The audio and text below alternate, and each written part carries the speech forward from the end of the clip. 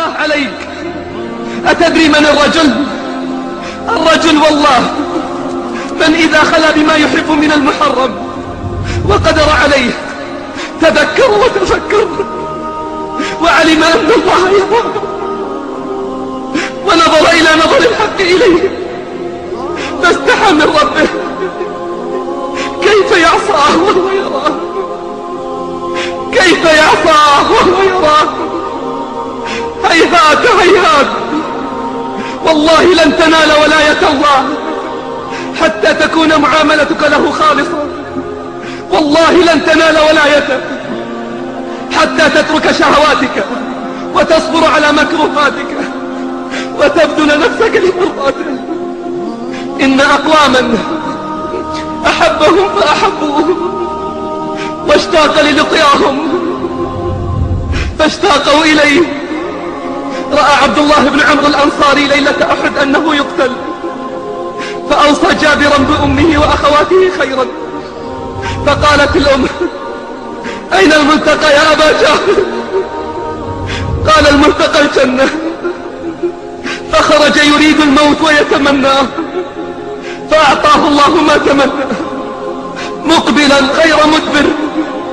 فحزن عليه ابنه جابر فقال له النبي صلى الله عليه وسلم: والذي نفسي بيده ما زالت الملائكة تظله بأجنحتها حتى رفعت. والله يا جابر إن الله كلم أباك كفاحا ليس بينه وبينه ترجمان. فقال: تمنى يا عبدي. فقال: تمنى أن تعيدني إلى الدنيا فأقتل فيك. قال: إني كتبت على نفسي أنهم إليها لا يرجعون. فتمنى يا عبدي. قال: ربي أن ترضى عني فإني قد رضيت عنك. قال: ربي أن ترضى عني فإني قد رضيت عنك. قال: فإني أحللت عليك رضواني فلا أسقط عليك أبدا.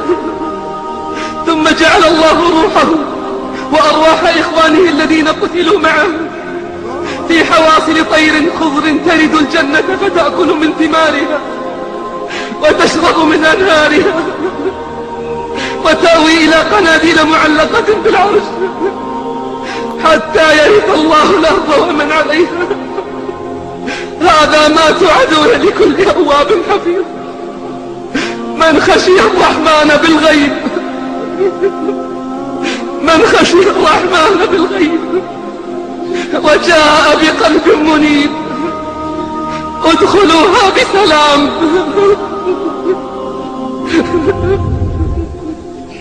ادخلوها بسلام. ذلك يوم الخلود لهم ما يشاءون فيها. لهم ما يشاءون فيها ولدينا مزيد.